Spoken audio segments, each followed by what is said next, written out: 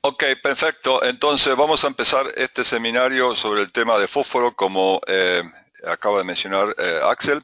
Buenos días a todos, muchas gracias por el interés y la paciencia y esperemos que esta sesión sea de beneficio para todos. Ah, lo que vamos a ver hoy es el tema de, híjole, nada más que si funciona esta cosa. Ok, a ver si con esto. ¿Cuáles son los principales problemas que están asociados con los cuales nos enfrentamos con fósforo? En primer lugar, una de las limitantes principales es que el contenido de fósforo total en los suelos de por sí ya es bajo. Esto ya es una limitante seria. En segundo lugar, el otro problema con el que tenemos que lidiar es que las formas de fósforo más comunes en los suelos tienen baja solubilidad en agua y esto significa en términos prácticos que no están disponibles fácilmente para las plantas. Y en tercer lugar, cuando se aplican al suelo, las fuentes de fósforo solubles que son comúnmente usadas cambian a formas no disponibles y esto es lo que se denomina fijación y después vamos a aplicar más en detalle cómo ocurre eso. Pero el punto básico desde el punto de vista práctico es que alrededor del 10 al 15% del fósforo aplicado como fertilizante o estiércol es apenas tomado por las plantas en el año de su aplicación. La mayoría queda en el suelo en diferentes grados de disponibilidad. Entonces, desde el punto de vista agronómico, estos son los tres aspectos básicos importantes que nos causan problemas para manejar fósforo efectivamente en el campo. La otra cosa importante para tener en cuenta es la relación que hay entre la dinámica del fósforo y la degradación del suelo. Y esto es importante porque nosotros en el programa ASA estamos enfrentados precisamente con la degradación del suelo y cómo recuperar. Y ustedes ven acá dos diagramas a la izquierda, lo que sería el ciclo o el balance, digamos, de formas de fósforo en una cuenca forestada conservada, digamos, no diría quizá en estado natural, pero sí en buen manejo. Y a la derecha, ¿qué pasa cuando esa misma cuenca se maneja ya para producción de cultivos, se transforma en una cuenca agrícola? Entonces ustedes ven que hay un cambio muy sustancial en las formas de fósforo orgánico, principalmente baja, prácticamente 50%, se eleva la fracción de fósforo inorgánico, el pool de fósforo inorgánico, lo cual está asociado precisamente con el uso por parte de las plantas y el aporte de fósforo inorgánico en forma de fertilizante que ustedes ven acá en la parte inferior izquierda, pero esto trae como consecuencia mayores riesgos de pérdida, que ustedes ven a la derecha, escorrentía, que prácticamente se multiplica por 8 con respecto a lo que está a la izquierda en el sistema natural, digamos, o relativamente inalterado. Y también está el fósforo extraído en las cosechas, que significa una remoción neta. Entonces, de una situación más o menos en equilibrio, donde la mayor parte del fósforo está conservado en el sistema en forma orgánica, la degradación de los suelos asociada con el mal uso, digamos, en la agricultura, trae como consecuencia un desbalance hacia formas inorgánicas y una mayor pérdida o riesgo de pérdidas en escorrentía y lo que se saca en las cosechas. Entonces, esto es para tenerlo acá como referencia de lo que sería el problema desde el punto de vista del sistema de manejo. Entonces, el temario de lo que vamos a ver hoy, ustedes lo están viendo en este instante, vamos a ver todos estos temas y la idea, como se ha dicho anteriormente, es que ustedes tengan después la presentación y estas referencias para consultar. Vamos a ver diagramas y vamos a ver tablas, que no necesariamente quiere decir que la tenemos que memorizar todo, simplemente es una referencia para que ustedes la puedan usar luego en el campo para hacer las estimaciones de uso y las decisiones más adecuadas para el manejo de fósforo. Entonces, como siempre, nosotros comenzamos con el ciclo biogeoquímico de los elementos, en este caso del fósforo, y ustedes ven acá los cultivos en la parte superior del suelo, y hacia la izquierda lo que sería la parte inorgánica, el fósforo en diferentes grados de disponibilidad, pero asociado con compuestos minerales, y a la derecha algo similar, pero del fósforo asociado con la materia orgánica, formas orgánicas de fósforo. Y en cada una de estas flechas ustedes ven diferentes procesos que están controlando la concentración de fósforo en la solución del suelo en forma de ortofosfatos, que son los que ustedes ven acá en el centro, que son los que toman las plantas para aprovechar. Entonces, lo que sucede acá, y ustedes presten atención al centro de este diagrama, es que a medida que las plantas toman fósforo, la concentración del mismo en la solución va siendo más baja, disminuye. Entonces, lo que ocurre es que en determinado momento empiezan a actuar procesos que liberan fósforo a la solución del suelo. Entonces, por ejemplo, las formas de fósforo lábil disponibles relativamente fácilmente son liberadas por desorción, que es la flecha que ven ustedes acá arriba, y luego comienzan a actuar otros procesos de disolución de forma de fósforo como minerales, como fosfatos de hierro, calcio o en los minerales primarios, lo que resulta que la concentración de fósforo en la solución de suelo comienza a subir de nuevo. Luego también hay aportes de fósforo que estaba originalmente en forma orgánica, del lado derecho del diagrama, a través del proceso de mineralización, con el que ustedes ya están familiarizados, porque hablamos de esto en relación a nitrógeno. Y también se complementa con el fósforo que puede provenir de aplicaciones de fertilizantes industriales, digamos, o residuos orgánicos. Entonces, todo esto confluye en una mayor cantidad, mayor concentración de fósforo en la solución de suelo, como ustedes pueden ver, cada vez es mayor, pero luego, a medida de que esa concentración excede ciertos límites, el equilibrio tiende a restablecerse y parte de ese fósforo que estaba en solución pasa a estar absorbido. Las reacciones de absorción y precipitación en el caso de compuestos en forma de sales empiezan a ser importantes. Puede perderse el fósforo en lixiviación, esta línea punteada que está hacia abajo, con una flecha hacia abajo, y también se puede inmovilizar el fósforo en formas orgánicas. Entonces, es una situación dinámica, como ustedes pueden ver, donde la concentración de fósforo en el suelo está interactuando con lo que toman las plantas, con lo que libera las fracciones inorgánicas y las fracciones orgánicas. Entonces, ¿cuánto es el fósforo que queda o que está disponible para las plantas? Y esto es crítico, como mencionaba al comienzo, porque las concentraciones de fósforo son muy bajas. Ustedes pueden ver ahí que puede variar por un factor de 1000, de 0,001 a 1 miligramos por litro. Las formas específicas, formas químicas, están influidas por el pH principalmente. En el rango de pHs normales de la agricultura, que es acá entre 5 y 9, digamos, lo que está el marco rojo, a medida de que los pHs son más ácidos, predomina esta forma H2PO4, y cuando el pH tiende a subir, predomina la HPO4, fosfato monocálcico, que son las que toman principalmente las plantas. Un aspecto que vamos a mencionar a continuación es el de la capacidad buffer del suelo, capacidad amortiguadora del suelo, que tiene que ver o que significa cuál es la capacidad que tienen los suelos de reponer a la solución en forma rápida las cantidades de fósforo que han sido tomadas por las plantas.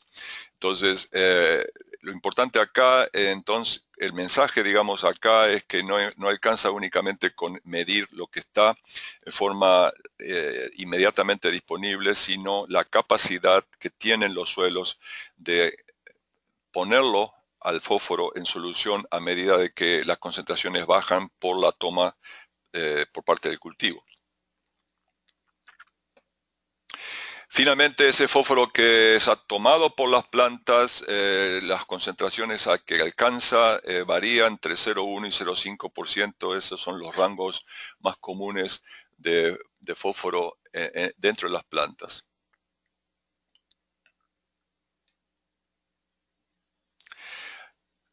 Las plantas pueden tomar el H2PO4, como mencionaba antes, o el fosfato dicálcico o monocálcico, según sea el pH, esas son formas que se llaman ortofosfato.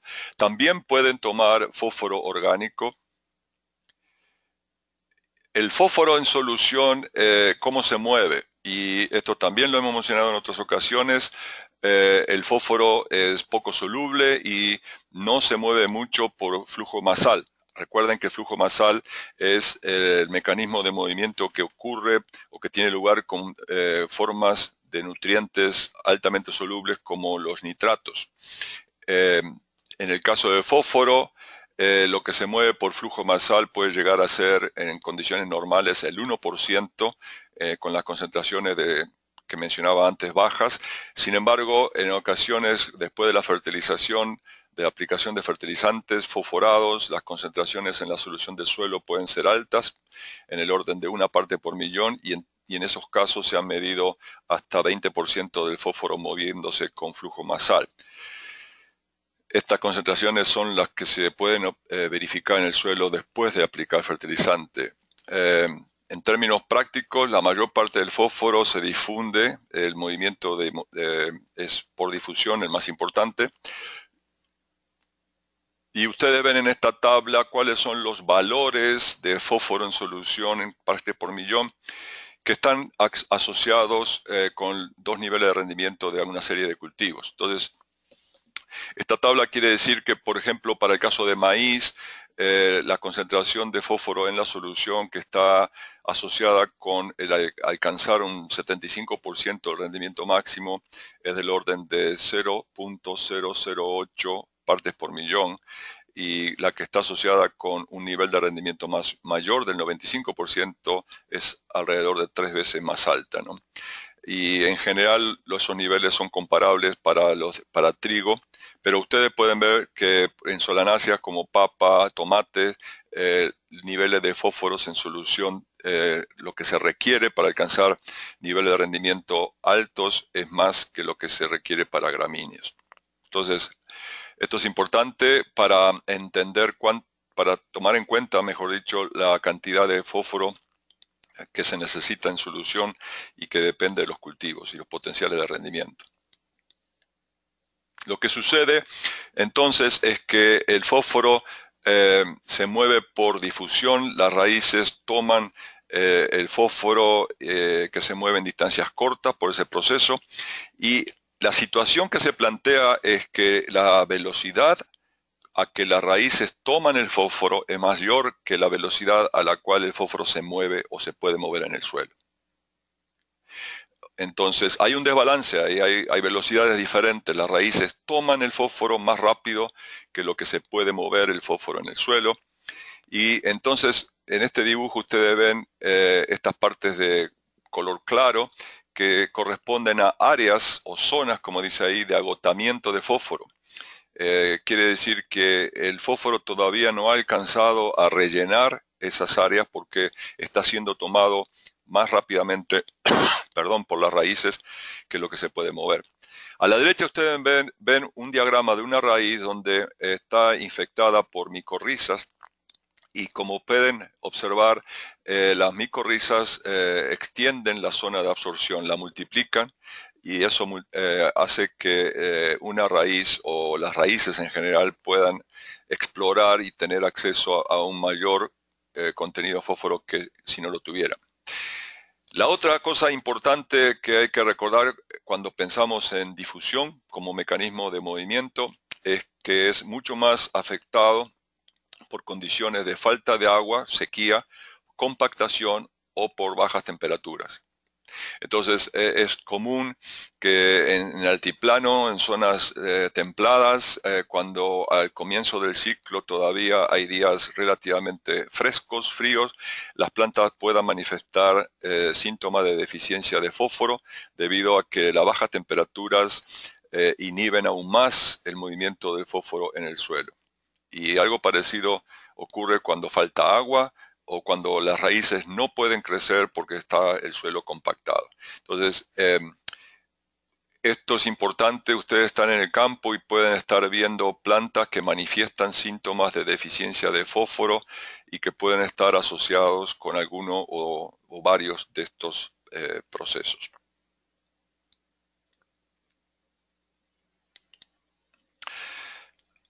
Abundando sobre el efecto de las micorrizas, este diagrama que ustedes ven acá, estos dibujos que están acá al centro son las partículas del suelo. ¿Okay? Acá al centro, esto de color café oscuro, representa un gránulo de fertilizante o mineral con fósforo. Abajo, a la derecha, tienen una raíz sin micorriza. Ustedes ven el pelo radicular, la parte central. Y abajo en la parte izquierda ven una raíz infectada por micorriza y este filamento que se extiende acá dentro del suelo es precisamente un diagrama de una hifa micorrícica. Y acá está la espora de donde se originó esta micorriza que infectó a esta raíz en este punto. Entonces, lo que ocurre al disolverse estos gránulos que contienen fósforo es que el fósforo puede ser tomado por las micorrizas, como ustedes ven, se mueven por las hifas, se translocan dentro de la hifa y llegan a la raíz y ahí se transfiere a las células radiculares del huésped. ¿Okay? Entonces, la planta puede tomar fósforo del suelo con este mecanismo o lo puede tomar también simultáneamente con el mecanismo normal vía pelos radiculares como está acá hacia abajo a la derecha. Entonces las micorrizas son asociaciones simbióticas basadas en estos hongos micorrícicos que son eficaces o aumentan la eficacia particularmente de la toma de fósforo por plantas. Los dos aspectos críticos que hay que tener en cuenta son los que están acá a la derecha. Uno es que la relación de simbiosis y el efecto de las micorrizas es mejor en suelos no alterados. La labranza, la preparación del suelo, arados, rastreados, etcétera, expone a las micorrizas a la luz y a oxígeno y eso disminuye su viabilidad. Entonces, ustedes pueden esperar que cultivos perennes o condiciones de labranza cero, ausencia de labranza, son favorables para el desarrollo de micorrizas. La segunda condición que está señalada ahí es que el desarrollo de las micorrizas tiende a ser mejor en condiciones de suelos con bajos niveles en fósforo, suelos pobres o suelos marginales. En esas condiciones se manifiesta mejor el efecto de las micorrizas en comparación con suelos ricos en fósforo.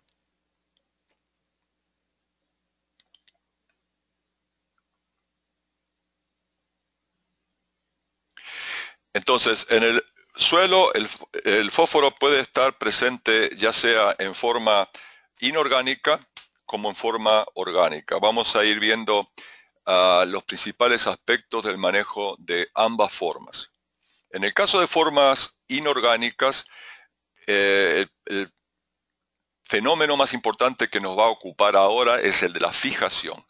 Y cuando hablamos de fijación estamos refiriéndonos a un proceso que no tiene características únicas, sino que representa una gradación continua entre dos extremos. Por un lado, la adsorción y por otro, la precipitación o solubilización. Ambos procesos, adsorción, precipitación, solubilización, resultan finalmente en una inmovilización o fijación del fósforo. La absorción está relacionada más con las concentraciones de fósforo en las soluciones del suelo. En cambio, las reacciones de precipitación o solubilización en el otro extremo están asociadas con las solubilidades de los compuestos con fósforo que están presentes en diferentes suelos y cuál de esos compuestos fosforados tiene menos solubilidad. Esos son los compuestos que van a controlar la proporción de fósforo que está en solución o que precipitó en formas no disponibles inmediatamente para las plantas. Entonces son dos procesos que son químicamente diferentes, pero que están relacionados en el sentido de que ambos resultan en una disminución de fósforo disponible para las plantas. Okay. Entonces son diferentes mecanismos de acción. Entonces, una pregunta importantísima, por supuesto, es ¿qué tanto fósforo pueden fijar los suelos? Y esto, hay laboratorios en donde ustedes pueden solicitar este análisis. No es definitivamente lo que sería un análisis rutinario, pero sí se puede obtener y sí se debería conocer, al menos para los grandes grupos o series de suelos con los que tenemos en nuestras respectivas zonas. En general, se considera que un suelo es de alta capacidad de fijación de fósforo cuando fija más de 350 miligramos de fósforo por kilo de suelo superficial, lo cual equivale aproximadamente a 700 kilos de P por hectárea. Eso es un valor indicativo. Valores superiores a eso son de suelos que se pueden considerar fijadores de fósforo. Entonces, repito, eso se puede determinar y ahí vamos a hablar ahora de cómo se puede medir y hay diferentes formas de unidades de expresar esa capacidad fijadora de fósforo por parte del suelo.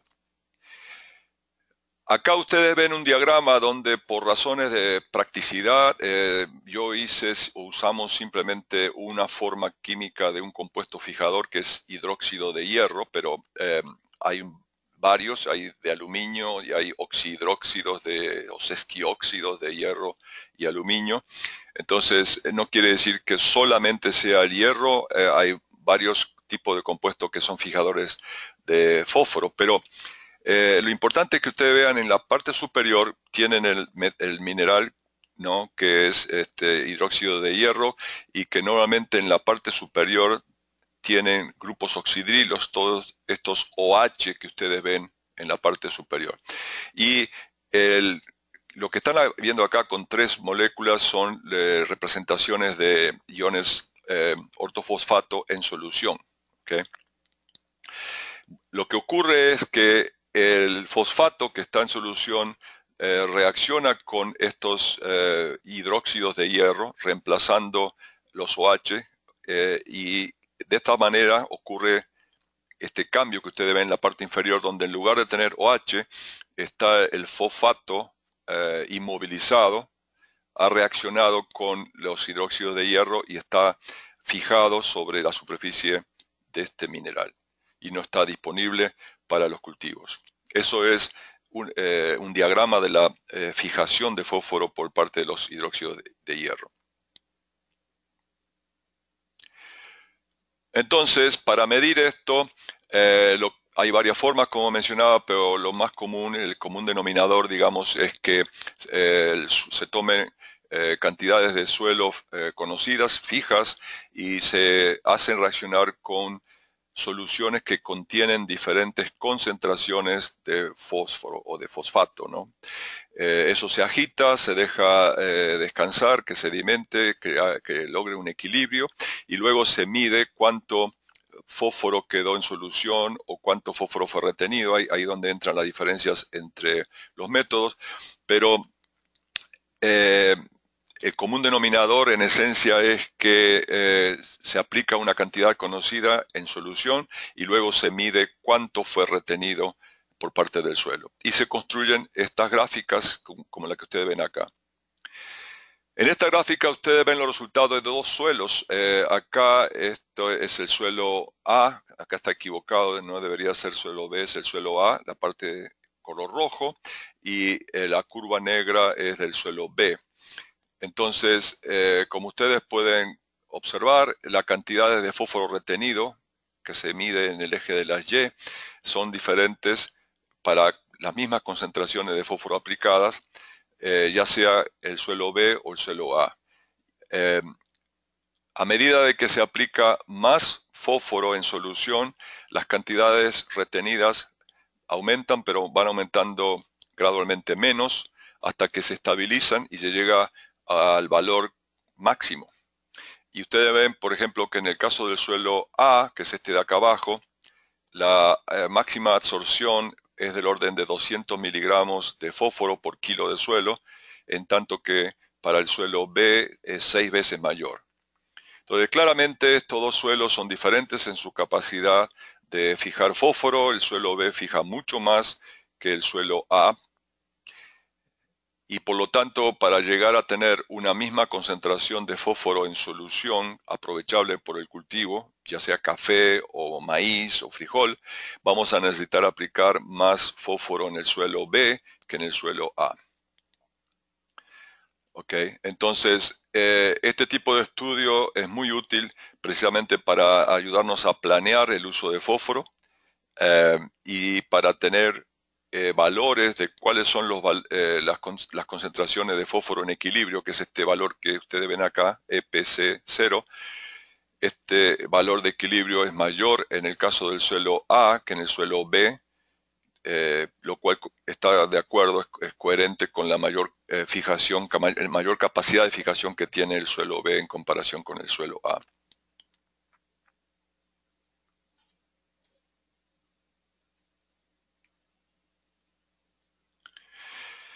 En la región existen ejemplos de trabajo donde se ha hecho mediciones sistemáticas de esto. Acá yo estoy mostrando resultados de un trabajo que se hizo hace casi 25 años en la industria cafetalera de Guatemala. Acá estos datos son de 3 suelos nada más, de 3 series, para que ustedes vean los diferentes valores. Y esta información está disponible. Yo le di una copia de este documento a Andrés Búcaro. Entonces, para aquellos compañeros de Guatemala que quieran tener copias, se lo pueden solicitar directamente a él. Pero acá este es un trabajo voluminoso, es un volumen grueso que tiene una gran cantidad, no me acuerdo ahora de memoria cuántas, pero son una cantidad de series de suelos de la zona sur cafetalera de Guatemala. Y en el caso de fósforo, las determinaciones que se hicieron son las que ustedes ven acá, que se simbolizan con PE, PD y PF. Entonces, PE es la cantidad de fósforo que se tiene que aplicar en cada uno de estos suelos para llegar a una concentración de fósforo en solución de 0.1 partes por millón, que es este valor que está acá en el eje de las X. Y ese valor de 0.1 es un valor totalmente arbitrario porque no existía, por lo menos hace 25 años, un valor de cuál es la concentración de fósforo en solución necesaria para un máximo rendimiento de café. Entonces, en base a los datos para otros cultivos, se supuso el valor de 0,1 y se hicieron todos los cálculos en base a eso. Entonces, por ejemplo, en esta serie Sansupo, que es un suelo molisol, necesita 200 kilos de fósforo por hectárea para llegar a la concentración de 0,1 partes por millón en solución. En cambio, este andisol serie Tecuamburro, necesita 3 veces más, casi 4 veces más fósforo para tener lo mismo, para alcanzar la misma solución, la concentración en la solución. Y otro andisol, la serie San Vicente de Pacaya, necesita 350, necesita casi la mitad de este. Entonces, a pesar de que los dos son andisoles, tienen diferencias en capacidad de fijación y ambos tienen mayor fijación que un molisol. Entonces, esto subraya la utilidad de los trabajos que están haciendo de mapeo de suelo, de caracterización de suelo, para poder anticipar cómo manejar los nutrientes en función de las características, en este caso de capacidad de fijación de fósforo. El valor PD es el siguiente, es una medición de la cantidad de fósforo que liberan, que aporta ese suelo naturalmente. Entonces acá ustedes ven también grandes oscilaciones desde 1 kilo de fósforo por hectárea en esta serie hasta casi 50 kilos por hectárea en esta, siendo los dos andisoles de nuevo, y en el molisol es un valor intermedio. Y finalmente, este valor PF es el valor de qué porcentaje del fósforo ha aplicado, se fijó, y para esa determinación se hizo un equilibrio donde se aplicó el equivalente de 100 kilos por hectárea de fósforo, y ustedes ven también que en este suelo fija 92% de lo aplicado, en cambio el otro andisol 44% y el molisol casi 70%. Entonces, esto enfatiza lo que yo mencioné antes, la conveniencia de hacer estas determinaciones para al menos los grandes grupos de suelos con los que estamos trabajando. Y eso va a eliminar mucho de lo que es adivinanza, ¿no? De saber que, bueno, algo fija, pero no tenemos realmente datos de cuánto fija. Entonces, eso sí es posible hacerlo y yo les recomiendo que consideren hacerlo si no tenemos esa información en los suelos que nos ocupan. Los fosfatos en los suelos entonces tienen diferentes características dependiendo del pH del suelo. En suelos ácidos, los compuestos de aluminio y hierro son los que dominan la química del fósforo. Y estos compuestos, como mencionaba, pueden ser hidróxidos, como mencioné en el caso del hierro, pero pueden ser sesquióxidos o pueden ser formas cristalinas o amorfas, dependiendo de la estructura cristalina que presente. En el caso de pHs altos, suelos alcalinos, calcáreos, los compuestos de calcio son los que dominan la química del fósforo. Los compuestos de calcio dependen, ¿qué compuesto de calcio va a predominar? Depende mucho de las reacciones que tengan lugar entre el fertilizante agregado y el carbonato de calcio presente en el suelo. En estas reacciones que ustedes ven en la parte inferior de la transparencia, moviéndonos de izquierda a derecha, es lo que ocurre a medida que el tiempo transcurre. Cuando nosotros aplicamos fosfato monocálcico soluble como fertilizante, por ejemplo, super simple o super triple, reacciona con el carbonato de calcio, se forma fosfato dicálcico, que es menos soluble que el monocálcico, se libera anhídrido carbónico al aire, y este fosfato dicálcico a su vez puede seguir reaccionando con el carbonato y formar fosfato tricálcico, que es prácticamente insoluble en agua, y entonces muy poco de ese fósforo va a estar disponible para las plantas, prácticamente nada. Entonces, ustedes pueden ver que en ambos extremos del espectro de pHs tenemos limitantes, en el suelos ácidos con el hierro y el aluminio y en suelos de pH alto con el calcio. El fósforo puede reaccionar con minerales arcillosos, particularmente la caolinita, que es una arcilla de estructura 1,1, como ustedes ven acá, con una capa de octaedros y una capa de tetraedros, típica de suelos ácidos degradados, y el ortofosfato, como ustedes ven acá arriba en la parte superior, puede reaccionar con los oxidrilos, sustituyéndolos en esta capa de los octaedros de aluminio, y ahí quedar inmovilizado. Las reacciones con los compuestos de aluminio y hierro son las que ustedes ven acá. Por ejemplo, si tenemos hidróxidos de aluminio, como está en la parte superior izquierda acá, el ortofosfato en una primera etapa, en una primera fase, reacciona con uno de los oxidrilos del grupo del ortofosfato, como ustedes ven acá, pero con el tiempo puede reaccionar con el otro grupo vecino, y esto resulta en una fijación mucho más fija, más fuerte, y este fósforo prácticamente ya no está disponible para las plantas. Entonces hay una gradación, hay una fase de, acá está disponible el fosfato, reacciona y pierde parte de su disponibilidad, y si sigue reaccionando se transforma en una forma no lábil. Algo similar ocurre en el caso de las reacciones entre el fosfato, ortofosfato y los hidróxidos de hierro. Entonces, esta fijación del fosfato, del fósforo en el suelo, es un factor clave y depende de muchos factores que vamos a enumerar primero y después lo vamos a ir viendo en detalle.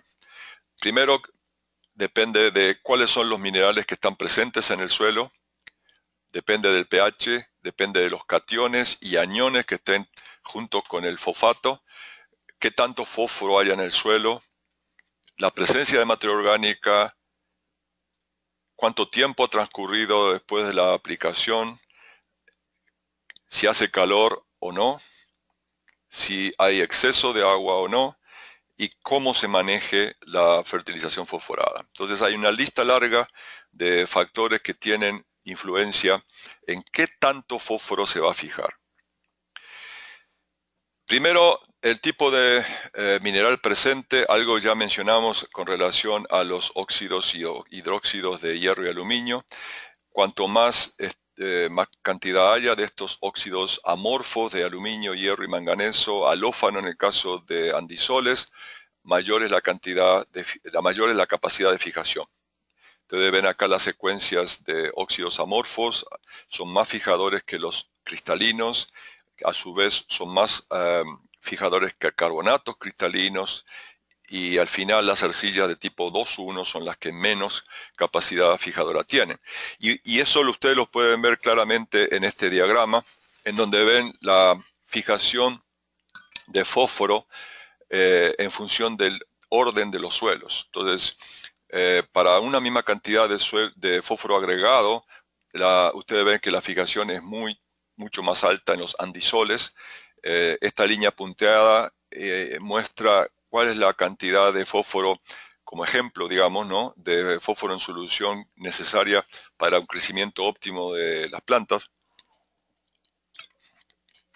Y ustedes pueden ver que en el caso del andisol, en este rango de dosis de fósforo no se alcanza a esa cantidad. O sea que todo lo que se aplica se fija. Oxisoles y ultisoles están menos que el andisol, pero son mucho más fijadores de fósforo que los molisoles o vertisoles o histosoles. Entonces, de nuevo, ustedes tienen que saber necesariamente qué tipos de suelo tienen para entender cuáles son las capacidades, riesgos de fijación de fósforo que ustedes tienen. Segundo, cómo influye el pH.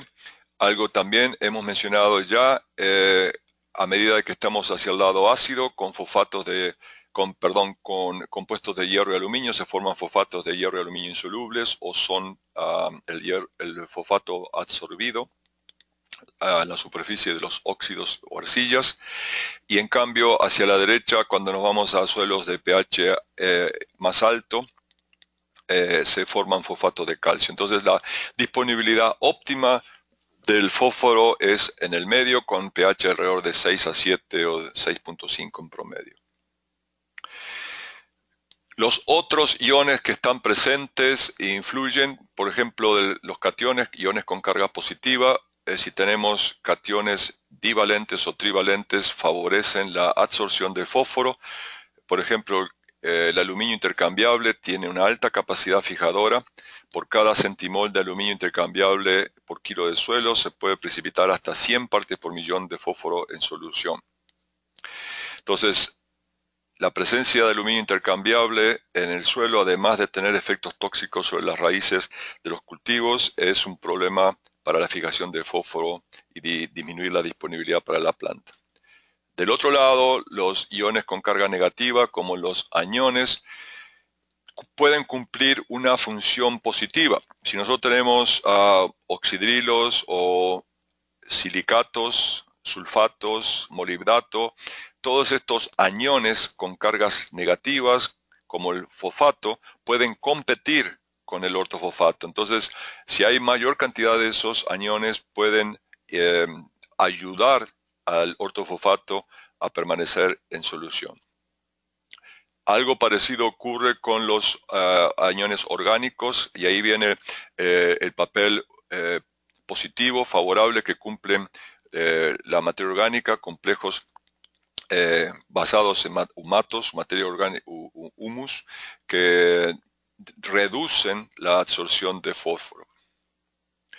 Y también algunos ácidos orgánicos individuales aislados, como los oxalatos, citratos, que compiten con el fosfato por sitios de fijación. De manera que si volvemos al esquema que vimos hace un ratito sobre los hidróxidos de hierro y fijando fosfato, ahora si ustedes imaginan que esto que está acá a la izquierda representa una molécula húmica grande, materia orgánica, va a estar ocupando muchos sitios donde se podría haber fijado el fosfato. Entonces, de esa manera, la molécula de materia orgánica, de compuestos húmicos de la materia orgánica, está sacando, vamos a decir, eliminando espacios o lugares donde se podría fijar el fósforo y queda más fósforo en solución. Y eso ocurre también con ácidos o aniones orgánicos que se unen, como ustedes pueden ver acá. Esto que está acá, R, es un radical, representa un anión orgánico y está ocupando dos sitios donde en otras condiciones se podría haber fijado un ion ortofosfato. Entonces, esa es la razón del efecto positivo de compuestos orgánicos o de aniones orgánicos. Cuarto factor importante es qué tanto fósforo ya tiene el suelo. Entonces, ese proceso que mencioné recién de saturación de los sitios de absorción por parte de otros aniones distintos al fosfato, también puede darse con el mismo fosfato. Entonces, es una alternativa que no es quizá muy recomendable porque implicaría costos altos, pero si ustedes no tienen un suelo con muchos sitios, suelos intermedios en capacidad de fijación, si todos los sitios están saturados con fosfato, entonces ya no va a haber lugar para que se fije más. Entonces, es una forma de disminuir la fijación de fosfato de aplicaciones posteriores en el futuro. Quinto factor importante, la materia orgánica. Bueno, ya mencionamos que la materia orgánica disminuye la fijación de fósforo recubriendo los sitios de fijación, algo parecido a lo que la función que cumplen ácidos orgánicos. Al mismo tiempo, los aniones orgánicos y la materia orgánica puede reaccionar directamente con el aluminio y el hierro, formando quelatos, y de esa manera impide que el aluminio y el hierro reaccionen con el fósforo, con el fosfato.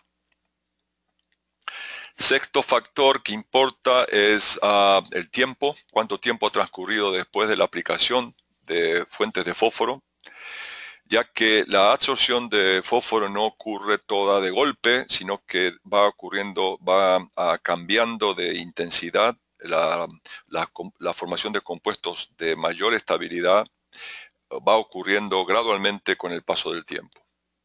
Entonces, inicialmente puede haber una absorción rápida y una lenta posterior con la formación de enlaces covalentes entre el hierro y el fósforo, el aluminio y el fósforo, o la precipitación de compuestos con fósforo.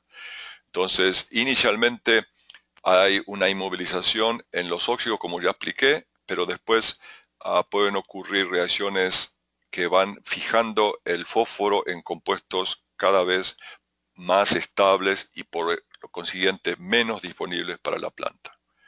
Entonces, este diagrama que ustedes ven acá abajo ilustra este cambio. Si ustedes tienen inicialmente este diagrama rojo o rosado acá al centro representa un oxidróxido de hierro y acá ustedes ven un pelo radicular. Y los puntitos negros es el fosfato que está disponible y que puede llegar a la raíz, pero a medida que pasa el tiempo, los iones fosfato tienden a aglutinarse sobre la superficie del oxidróxido de hierro, de la manera que expliqué antes, disminuye la cantidad disponible para las raíces hasta que eventualmente ya no están sobre la superficie del hierro, del oxidróxido de hierro, sino que están dentro de la partícula. Entonces ya ahí, cuando ocurre esto, ustedes no ven nada realmente en la solución que pueda ser tomado por el cultivo. Entonces esto es un proceso que ocurre gradualmente y por eso el factor tiempo es importante. Factor número 7, la temperatura. La absorción ocurre más con mayor intensidad en el trópico, con mayores temperaturas que en climas templados.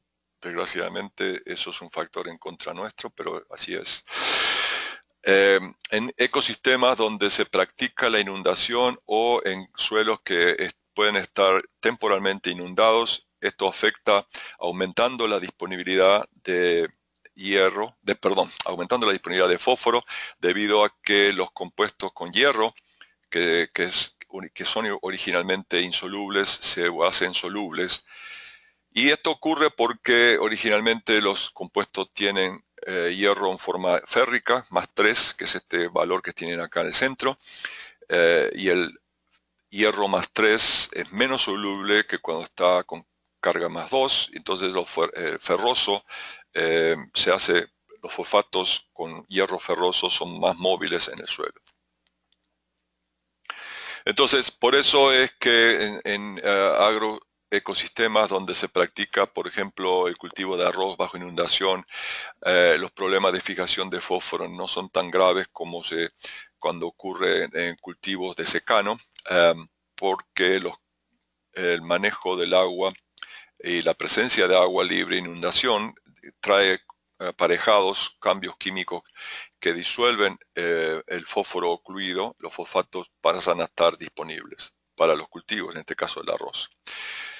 Entonces hay además otra serie de cambios en cuanto a tasas de mineralización y solubilización y movimiento en difusión debido a la abundancia de agua que se facilita. Entonces todo esto al fin y al cabo resulta que hay más disponibilidad de fósforo en suelos que tienen mayor contenido de agua que cuando no lo es. Finalmente, cómo se maneja la fertilización de fósforo es importante. El tiempo disponible para usar el fósforo aplicado es crítico en la medida de que no actúan esas reacciones que mencioné recién que tienden a inmovilizarlo en forma más estable. Entonces, si nosotros estamos con suelos de alta capacidad de fijación, el tiempo que contamos para que el cultivo pueda aprovechar el fósforo aplicado es corto. De ahí es que es importante conocer la capacidad de fijación de los suelos con los que estamos trabajando. El otro aspecto importante es el dónde conviene aplicar el fósforo, el lugar de la aplicación. Esto lo mencionamos recientemente en las pláticas sobre los 4 requisitos. Cuando hablamos del lugar de la aplicación, aplicaciones localizadas de nutrientes, en este caso es crítico para el fósforo. Las aplicaciones localizadas o en bandas resultan en un menor contacto suelo-fertilizante y por lo tanto en una menor absorción de fósforo. Por eso, si se trabaja con fósforo en suelos que tengan capacidad de fijarlo, es mejor aplicarlo en forma localizada. Puede ser en forma manual, en un hoyo, al momento de la siembra o en una banda, pero es mejor que aplicado al voleo, donde se favorece el contacto con todo el resto de la matriz del suelo.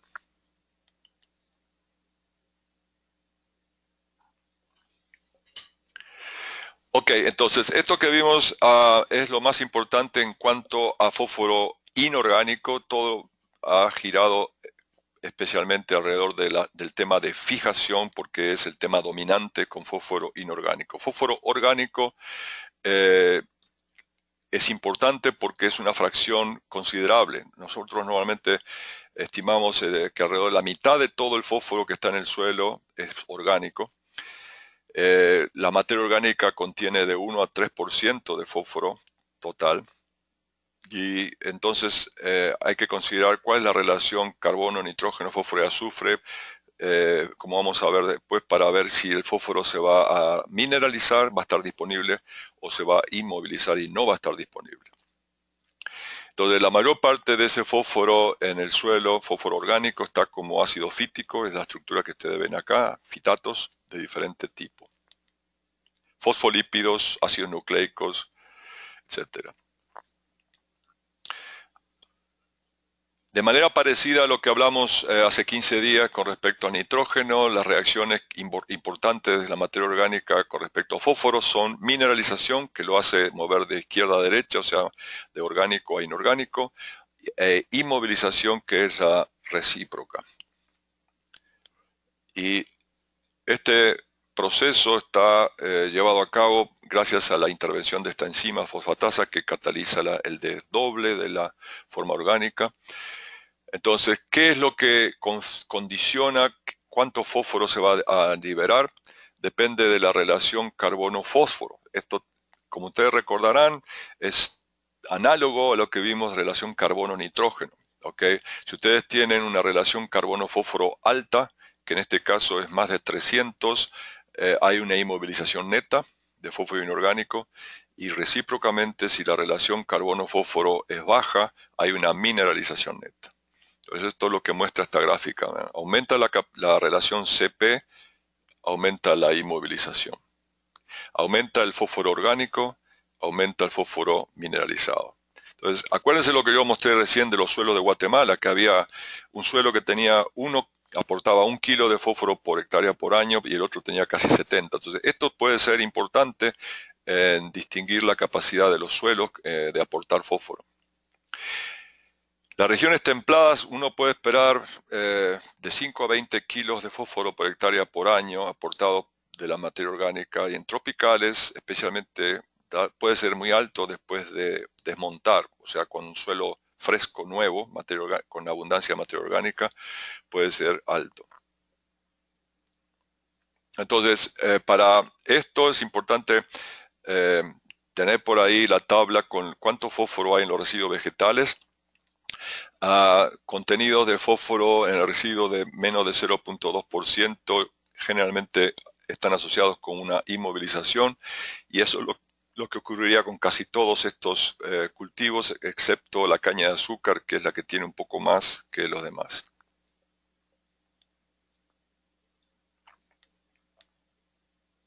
Entonces, acuérdense que, igual que lo que hablamos con el nitrógeno, esto de inmovilización y mineralización son dos procesos que ocurren simultáneamente en el suelo. Entonces, si ustedes aplican fósforo inorgánico como fertilizante, puede ser inmovilizado por microorganismos. Si están haciendo aplicaciones continuas de fósforo en un lugar donde la fertilización fosforada es rutinaria, digamos, si hay carbono y nitrógeno disponibles, puede aumentar la acumulación de fósforo orgánico, y eventualmente este fósforo orgánico puede ser liberado por mineralización. Entonces, hay abundancia de fósforo, hay abundancia de carbono y nitrógeno, se puede acumular en forma orgánica, o sea, inmovilizar, y luego se mineraliza. Si no hay suficientes carbono y nitrógeno, entonces no es posible llegar a esa inmovilización, formación de compuestos orgánicos, y hay una mayor acumulación de fósforo en forma inorgánica. Entonces, esta tabla muestra los rangos de cuánto fósforo puede ser aportado por el suelo en un ciclo por hectárea, y acá ven diferentes cultivos, diferentes regiones. Hay ahí un dato de Honduras, precisamente para maíz, un suelo arcilloso, pero es importante ver esta cuarta columna donde son los años de cultivo, cuál es la historia, digamos, de agricultura en esos sistemas, y ustedes ven que estos sistemas donde hay mayores cantidades de fósforo mineralizado, Honduras y después dos de África, son zonas donde se ha practicado agricultura por poco tiempo. A medida de que aumenta los años bajo sistemas agrícolas y en condiciones templadas, las cantidades de fósforo que pueden ser aportadas son menores. Entonces, esto es algo potencialmente valioso para las condiciones nuestras, y que se debe tener en cuenta a la hora de planear la fertilización. Ya entrando en la parte de evaluaciones de fuentes, ¿cuáles son las fuentes de fósforo que se pueden usar? Fuentes orgánicas, estiércol. No voy a entrar en detalle porque esto ya también lo mencionamos para nitrógeno, pero esta tabla ustedes la van a tener con la presentación, donde muestra cuáles son los rangos de concentraciones de fósforo total y fósforo inorgánico para tipos de estiércol diferentes. Fósforo inorgánico, cosas importantes es entender la terminología. Acá los fertilizantes inorgánicos industriales se tratan con agua inicialmente para ver qué porcentaje es soluble en agua, y luego del material insoluble en agua se aplica citrato de amonio, uno normal, para ver cuánto es lo que está soluble en citrato, y la suma de estas dos fracciones, o sea, lo que está soluble en agua y lo que está soluble en citrato, es lo que se considera fósforo disponible es el dato que tenemos nosotros de concentración de fósforo disponible para los fertilizantes. Entonces, recuerden que el contenido de fósforo en los fertilizantes tradicionalmente se ha expresado siempre en P2O5 y ustedes pueden convertir P2O5 a P o recíprocamente P en P2O5 usando estos factores de conversión que están acá, que ustedes ven ahora. La roca fosfórica es el material original. Esto que ustedes ven ahí es una mina en África donde están sacando la roca de grandes yacimientos. No tiene fósforo soluble en agua y el fósforo soluble en citrato es variable. Puede ser de 5 al 20% del total. Tiene contaminantes como carbonatos, sodio, magnesio, cadmio que dependen de la fuente, dependen de dónde vengan. No todos los yacimientos tienen la misma cantidad, el mismo menú, digamos, de contaminantes, y se puede usar en suelos ácidos tropicales como fuente de nitrógeno, de fósforo, perdón, finamente molida, y las dosis son mayores que las que se usaría como superfosfato debido precisamente a la menor solubilidad en agua. A veces esa roca se trata con ácido de una forma parcialmente acidulada, parcialmente tratada, para mejorar la reactividad cuando se usan rocas originales que tienen menor solubilidad que el promedio, digamos.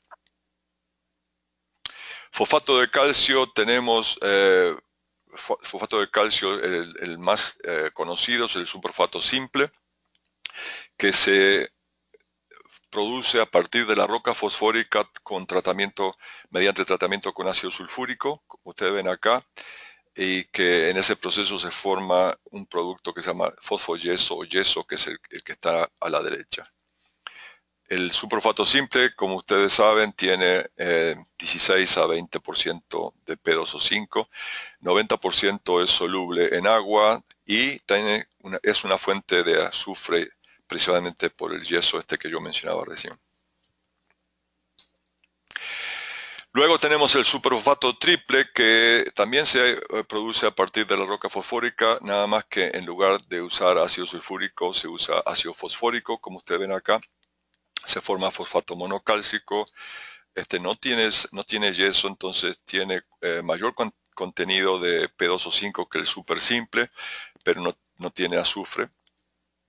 Luego tenemos fosfatos de amonio, tenemos el fosfato monoamónico, el diamónico y el pirofosfato triamónico, pero estos dos de arriba, el MAP y el DAP, son los más conocidos, más populares, digamos, que tienen mayores concentraciones de fósforo y al mismo tiempo nitrógeno, lo cual es importante. Mencionábamos en los cursos sobre los 4R que existe sinergia entre el fósforo y el nitrógeno, especialmente en forma de amonio.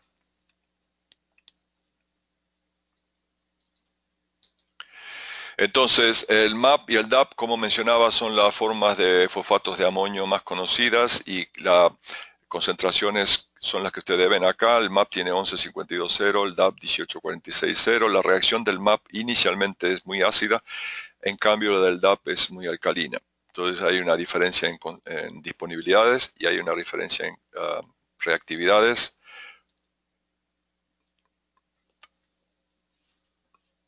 Este esquema que ustedes ven ahora es importante porque estas son las reacciones que ocurren en el suelo cuando se disuelven los gránulos de fertilizante fosforado.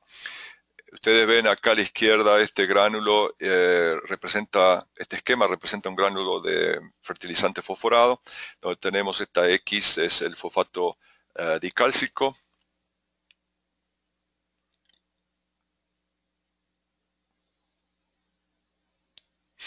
El gránulo que tiene las X es el fosfato monocálcico y luego se absorbe el agua penetra gradualmente dentro del gránulo, como ustedes ven acá indicado por las flechas, y lo importante en este paso es que se forma fosfato dicálcico y ácido fosfórico que resulta en una caída abrupta del pH. Entonces, alrededor del gránulo ocurre o se puede medir un pH muy bajo del orden de 1.4, 1.5. Entonces, El bajo pH favorece la reacción del ácido fosfórico con componentes que están en el suelo presentes, componentes solubles de hierro, aluminio y manganeso, que son estos que tienen el rombo con el signo de más, y reaccionan con el ácido fosfórico, con este esquema que está acá, que es un cuadrado, y se forman fosfatos insolubles de hierro, aluminio y manganeso, que son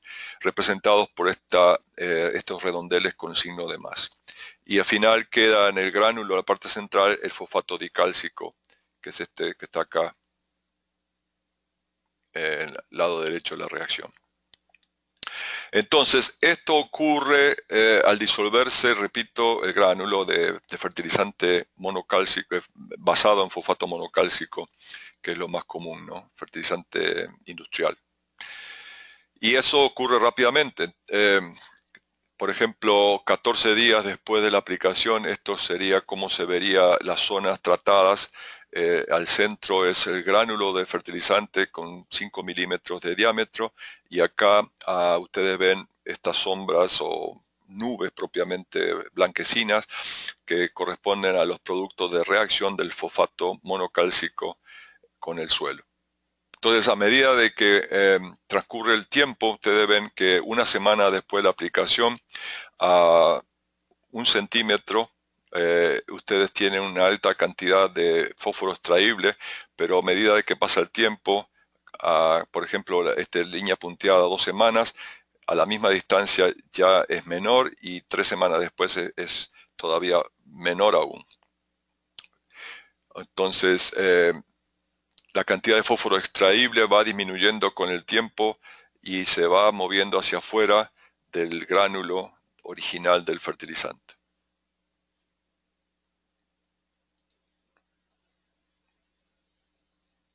Desde el punto de vista del manejo de la fertilización, otro aspecto importantísimo es que el fertilizante fosforado no se disuelve totalmente en el primer ciclo, en el año de la aplicación, sino que va a quedar un resto, va a quedar un residuo que puede estar disponible varios años. ¿Y qué proporción va a quedar disponible? Va a depender de cuánto se aplicó, cuánto fue retirado, extraído en las cosechas, depende de cuánto fijó el suelo, y eso depende, como hemos visto, de los suelos, dónde se aplicó también, si se aplicó al voleo o en bandas. Entonces, por ejemplo, el efecto de la dosis, ustedes lo pueden ver en esta gráfica. Esta línea anaranjada es el nivel crítico, y ustedes ven que a medida de que se aplicó más cantidad, por ejemplo, esta curva con estrellas que corresponde a la dosis de 160 kilos por hectárea de fósforo, aún 10 años después de la aplicación, las cantidades extraídas estaban por encima del nivel crítico. ¿Okay? Entonces, si ustedes aplican una cantidad alta inicialmente, van a tener un efecto residual importante. Recuerden que esto fue lo que hablamos a la hora de explicar lo de interpretación de análisis de suelo con respecto a las diferentes estrategias de fertilización. Dijimos que había una estrategia que era elevar los niveles a un nivel alto y aprovechar esa fertilidad residual. Entonces, acá ustedes ven un ejemplo de esa estrategia. Aplicar una dosis muy alta inicialmente, pero con eso se ahorran aplicaciones posteriores en los años sucesivos. En cambio, se aplican, por ejemplo, 40 kilos, 4 veces menos, que sería esta gráfica acá. Las cantidades están por debajo de lo que es lo que sería el nivel crítico. Entonces, evidentemente en este suelo, en este cultivo, las cantidades deben estar por encima de 40 con 80. El efecto dura alrededor de 5 años. No, perdón, dura hasta los 8 años.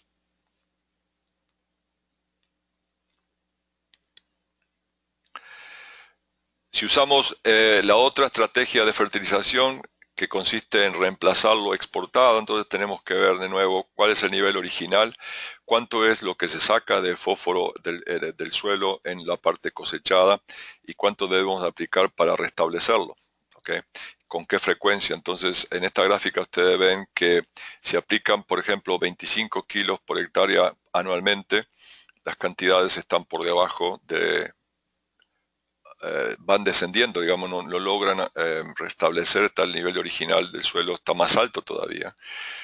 Tiene que llegar a cantidades del orden de 50% aplicados todos los años o 75% aplicado cada 3 años para lograr que esté el fósforo por encima del nivel original y mantener un balance positivo. Cuando se hacen aplicaciones al voleo, que sería este diagrama, esta curva con triángulo lleno, ustedes ven que la cantidad de fósforo está pareja a través de la línea de siembra.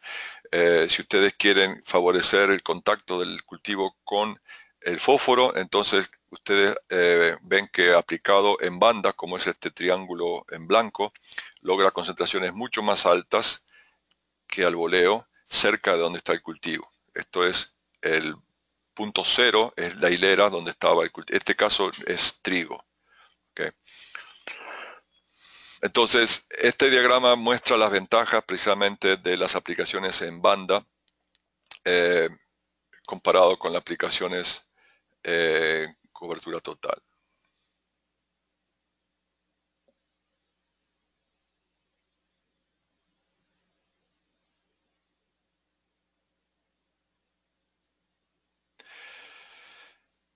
Entonces, finalmente, ¿cómo se analiza el fósforo en el suelo? Nosotros tenemos que acordarnos para ver esto que hay un rango de formas de fósforo inorgánico en el suelo con diferentes grados de solubilidad. Hay fosfatos en solución que son accesibles inmediatamente por parte de la planta. Hay fosfatos que están absorbidos en la superficie, pero fácilmente extraíbles, de alta accesibilidad por parte de la planta. Y estas dos formas están en equilibrio total. Entonces, a medida de que disminuye el fosfato en la solución, es liberado de estas formas absorbidas superficialmente. Sin embargo, hay otras formas de fosfato que están absorbidas más fuertemente, con menor posibilidad de extracción y menor accesibilidad, donde el balance acá se inclina hacia las formas absorbidas fuertemente. Ustedes ven que esta flecha es más larga acá que para este lado. Y también hay formas todavía menos accesibles donde el fosfato está precipitado o está oculto en lugares muy difícilmente accesibles por las raíces del cultivo y muy baja posibilidad de extracción. Entonces, cuando nosotros usamos análisis químico de suelos, estamos determinando estas formas que están a la izquierda. Estas son las formas disponibles inmediatamente o disponibles fácilmente, que son las medidas rutinariamente por los análisis químicos más comunes. Las otras medidas, las otras formas, perdón, no son normalmente determinables.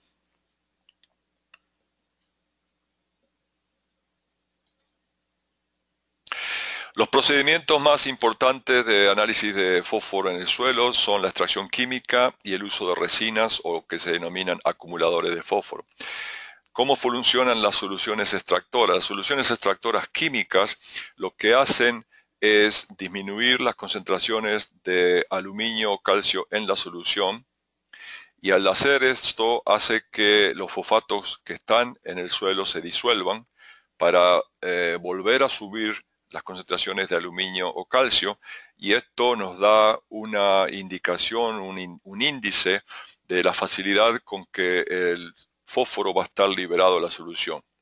Por eso es importante lo que mencioné a propósito de los análisis de suelos, de que los análisis de fósforo no miden realmente las cantidades presentes en el suelo en términos de cantidades cuantitativamente hablando, sino miden más que nada la capacidad de los suelos de mantener ciertas concentraciones de fósforo en solución.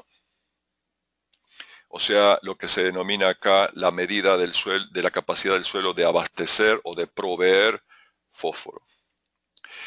Las soluciones extractoras que más comúnmente se usan son Bray 1, Mehlich 1, o también llamada Carolina del Norte o doble ácido, Mehlich 3 y Olsen. Esta tabla que ustedes ven Ahora les muestra cuáles son los valores generales de referencia a niveles críticos para Bray, Mehlich 1, Bray, Mehlich 3 y Olsen, y una indicación de las recomendaciones de fósforo para cada uno de esos niveles.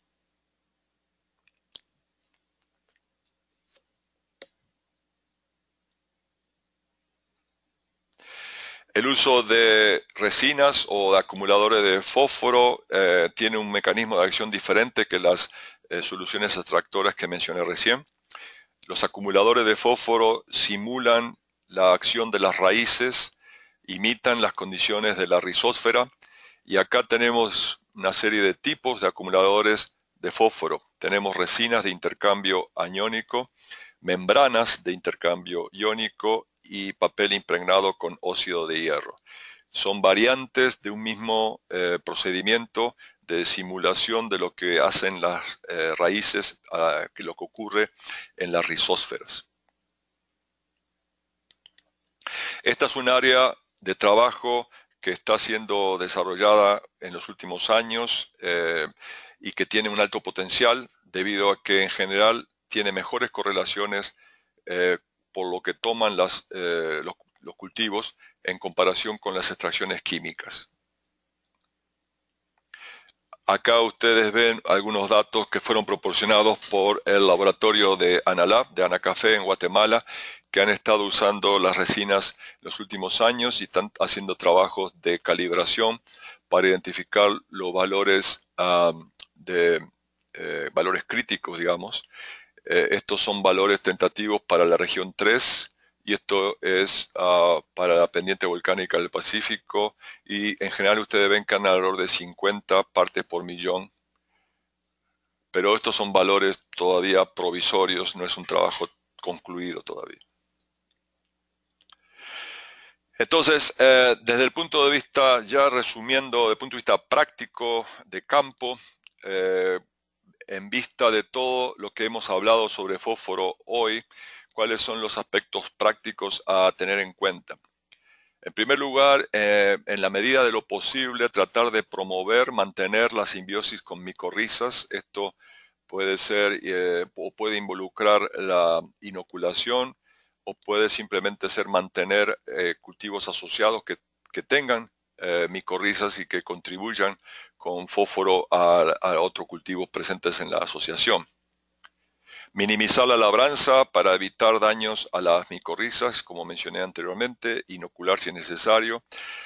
En segundo lugar, la dosis de fósforo a usar debería de correlacionarse con los niveles de fósforo en los suelos. Para esto es importante saber cuál es el potencial de fijación de fósforo en los suelos, y de manera de que la dosis se ajuste, ¿no?, a lo que el fósforo, a lo que el suelo va a fijar de fósforo y a lo que el cultivo va a demandar para la producción. Tercero, en las condiciones predominantes, digamos, que tenemos nosotros, las aplicaciones localizadas, ya sea en bandas o en hoyos, van a ser más convenientes que las aplicaciones al voleo en cobertura total. Como expliqué, esto va a disminuir las interacciones adversas que ocurren entre el fósforo y el suelo. En la medida de lo posible, cuarto aspecto sería combinar las aplicaciones de fósforo y amonio, ya que hay una sinergia entre estas formas, de los nutrientes. Manejar el pH entre 6 y 7 para tratar de promover la abundancia de formas disponibles de fósforo para los suelos, y usar residuos orgánicos en la medida de lo posible debido al efecto positivo que tienen en disminuir la capacidad de fijación de fosfato por parte de los suelos. Como ustedes ven, hay elementos acá que son ingredientes, digamos, del sistema de agricultura de conservación: disminuir la labranza, usar residuos orgánicos entre ellos. Finalmente, quiero simplemente mencionar que la roca fosfórica que se usa para los fertilizantes es un recurso no renovable, es un recurso finito, y que por lo tanto no solamente no es renovable, sino que además no se puede reemplazar, a diferencia de lo que pasa con otros recursos no renovables. Quiero decir con esto que, por ejemplo, si el petróleo no es renovable, se pueden usar otras fuentes de energía. Pero si el fósforo, que no es renovable, se agota, nosotros como seres vivos no tenemos otra forma de energía que nos dé a nivel celular lo que necesitamos. Entonces, realmente hay que mantener y mejorar los contenidos de fósforo disponibles.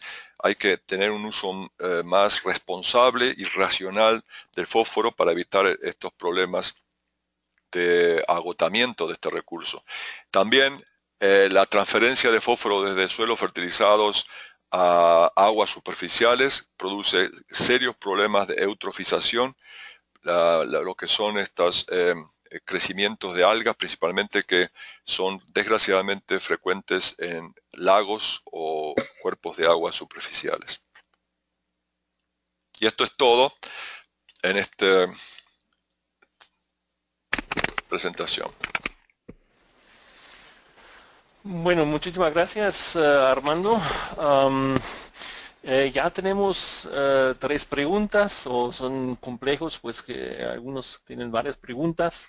No sé, Armando, si lo ves, pues Sí. unos son en el chat de las preguntas de Felipe y de Misael, pero también en el chat también me llegaron preguntas, bueno, preguntas de Tommy y varias preguntas de Jorge. Así que no sé en qué lado quieres empezar. Dice, a ver, las preguntas: en Nicaragua los cultivadores de hortaliza acostumbran aplicar al momento del trasplante una solución de 2000 gramos de DAP diluido en 200 litros de agua. Esto sería una concentración aproximadamente de 10 gramos de 1846,0 por litro de agua. Se aplican 250 mililitros de esta solución por planta. Se ha visto un mejor vigor de la planta al iniciar su crecimiento. Por eso se le llama a esta aplicación solución arrancadora. ¿Qué opina esta? Está bien. O sea, la única cosa que yo no sé es qué tipo de suelos son esos. Dice nada más que son cultivadores de hortalizas, pero el hecho de que se ha visto un mejor vigor, esto puede estar relacionado también con lo que mencionaba ahora de la aplicación simultánea de amonio con fósforo, ¿no? Del 1846,0. Entonces, mi opinión es que, pues, me parece una práctica razonable, me parece que está bien. Yo no veo problema con eso. Además coincide, pues, básicamente con la impresión de ello, ¿no? ¿Cuál de las soluciones se podría decir es más precisa para la extracción? ¿Cuál de las soluciones se podría decir más precisa para la extracción? Misael Rivas, no entiendo de qué soluciones. ¿Está hablando del análisis? Sí, creo que él está hablando de los análisis, cuáles son las extractoras pues más Bueno, precisas. en realidad las soluciones extractoras, Bray y Melich, tanto Melich 1 como Melich 3, fueron diseñadas, digamos, para suelos ácidos. ¿Okay? En cambio, la solución extractora de Olsen originalmente fue diseñada para suelos calcáreos, pero también últimamente se ha visto que proporciona buenos resultados en suelos neutros y suelos ácidos. Estábamos viendo, a propósito de los resultados del análisis de suelo que hicimos en la práctica de muestreo de suelos en El Salvador, que los análisis hechos allí usando Melich 1 tendían a subestimar el fósforo en pHs altos, y esto puede ser un problema porque estaban tomándose muestras de la parte en el suelo tratado con cal, o sea, la parte donde se ha venido aplicando enmiendas. Entonces el pH es alto y luego tratan de medir en esas condiciones cuánto fósforo hay disponible usando un extractante ácido como es Melich 1. Y eso es un problema. Ahí va a haber problemas porque lo que sucede en esos casos, y le estoy comentando esto porque podría ser algo que que esté ocurriendo también en otros países, con otras zonas, donde se use un extractante ácido para sacar fósforo de un suelo que tenga pH alto. Y que no solamente tenga pH alto, sino que tenga ahí todavía restos de cal sin disolverse. Entonces, lo que puede ocurrir, y de hecho vimos que ocurre en El Salvador, es que esa cal que está en el suelo neutraliza los ácidos de la solución extractora, y esa solución extractora, por consiguiente, extrae menos fósforo. Entonces, eso es un problema que no se presentaba cuando las mismas muestras fueron analizadas usando Olsen. Entonces, eso yo lo he visto también en algunos experimentos que hemos hecho en la costa de Guatemala, donde suelos usando Bray o usando Melich no se puede extraer nada de fósforo, reportan concentraciones menores que el umbral extraíble, digamos, que el mínimo. Pero cuando se usa Olsen sí se puede medir fósforo. Entonces, en respuesta a la pregunta de Misael, yo diría que la solución extractora a usar va a depender de qué suelo o suelos trabajemos y qué manejo haya tenido ese suelo, especialmente si son soluciones ácidas y hay compuestos neutralizantes en los suelos, ¿no? Ok, otra pregunta de Misael. ¿Qué de verdadero es que la planta de achiote es una planta que permite o mejora absorción de fósforo para otras como café? No tengo ni idea. Entonces, yo no sé lo que es achiote. Ahí te voy a tener que averiguar primero, saber qué es achiote y buscar la referencia. Lo siento, no conozco. Entonces le vamos a preguntar a él, a ver. ¿Qué es achiote? Misael, de abrir el micrófono, por favor. Porque no conozco, tengo que buscar. Achiote. Jorge dice, es pizza orellana. ¿Cómo? Bixa orellana, una planta. ¿Dónde está escrito eso? ¿Cómo se escribe? ¿Aló?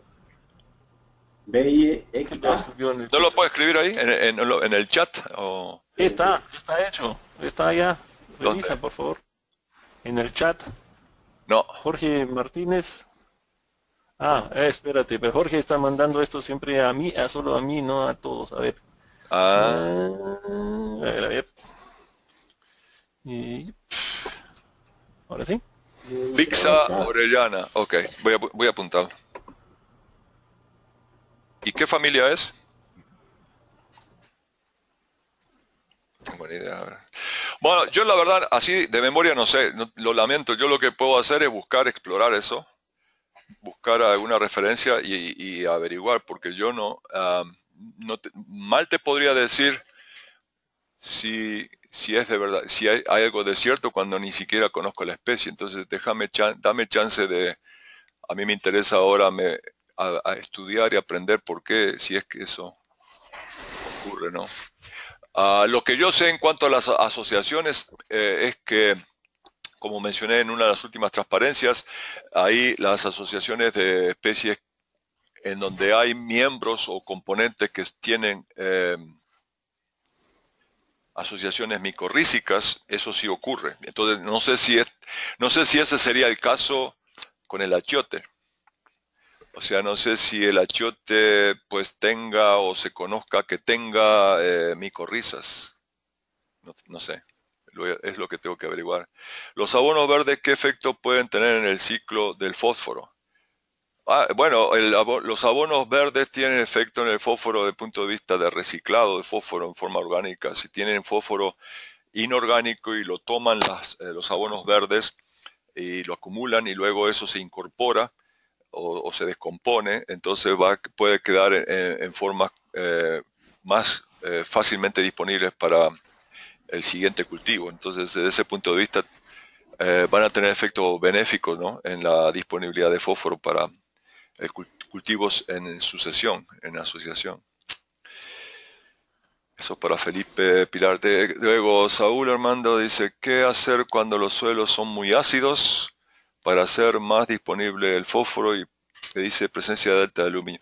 Bueno, si los suelos son muy ácidos, primero habría que explorar realmente la corrección de la acidez, ¿no? O sea, encalar o agregar enmiendas dependiendo del tipo de problema que sea, que corrijan lo de la acidez.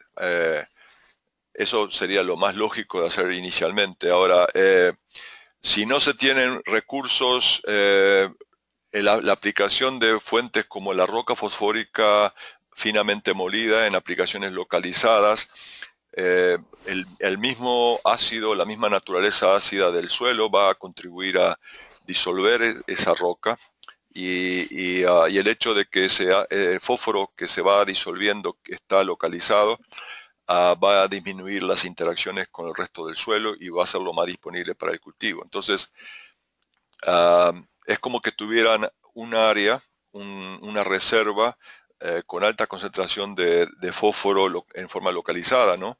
Y ahí se va disolviendo gradualmente y va siendo disponible para las raíces, ¿no? Entonces,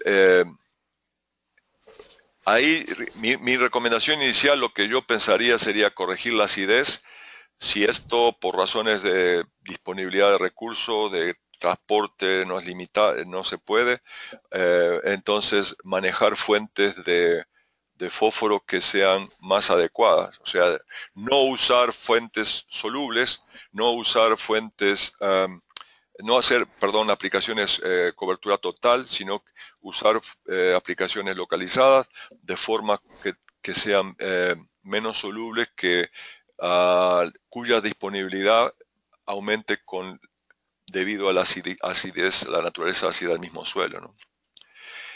El achiote es una planta de uso culinario. Sí, yo he comido el achiote culinario, sé que lo conozco en la dieta, pero no lo conozco como planta. Entonces, dice, ¿tiene algún impacto la sombra en la dinámica del fósforo en cultivos como café y cacao? Ahí no sé. La sombra como sombra, no tengo ni idea. Puede ser de pronto pues sobre la temperatura y la disponibilidad de agua en la solución del suelo de pronto. Ajá, puede ser, sí, por ese lado. Ujú. Ok, ¿qué otras preguntas hay en el chat?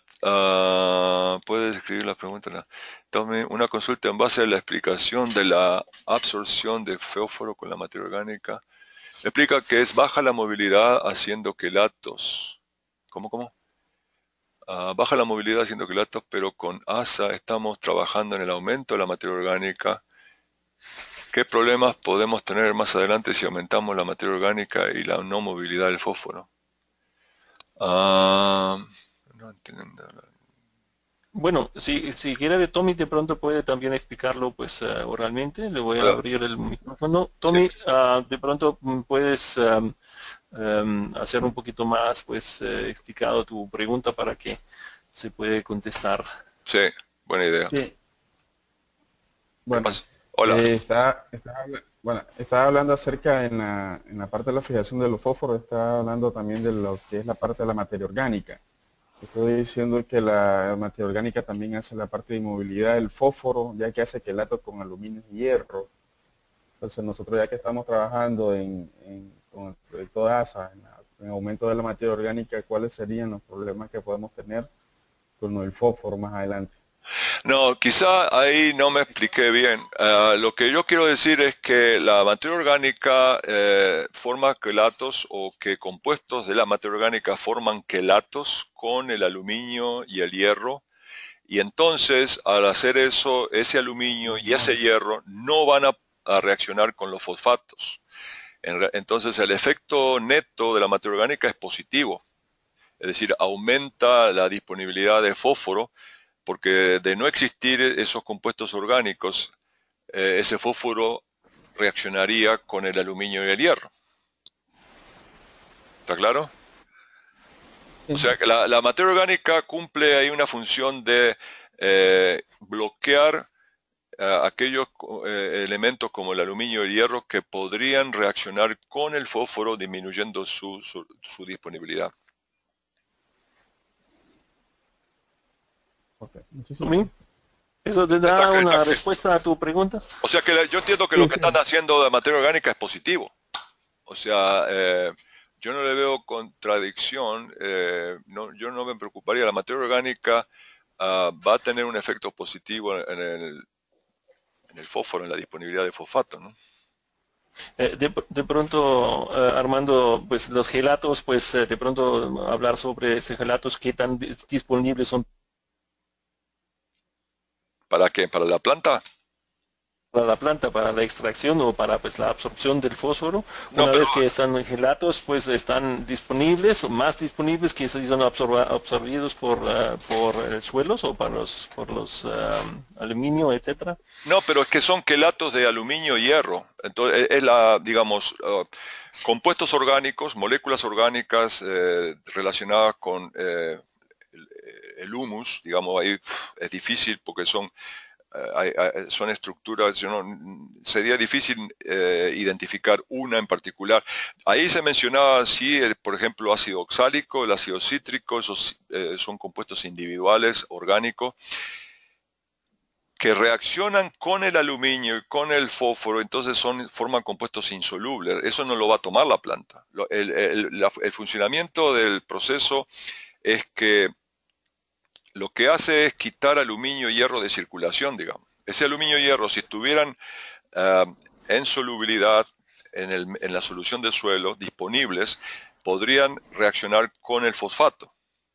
Ahora, como esos van a estar formando quelatos con estos compuestos orgánicos, ácidos orgánicos o humatos, no van a estar disponibles, van a estar fuera de circulación, digamos, y esto a la planta le viene bien, pero la planta no lo va a tomar eso.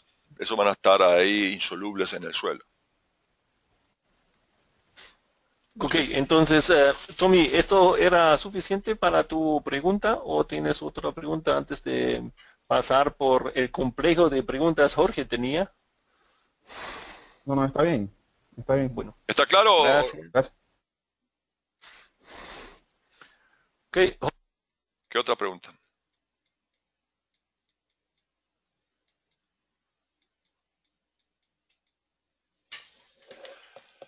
¿Dónde entonces, estoy? pues No lo veo. A ver.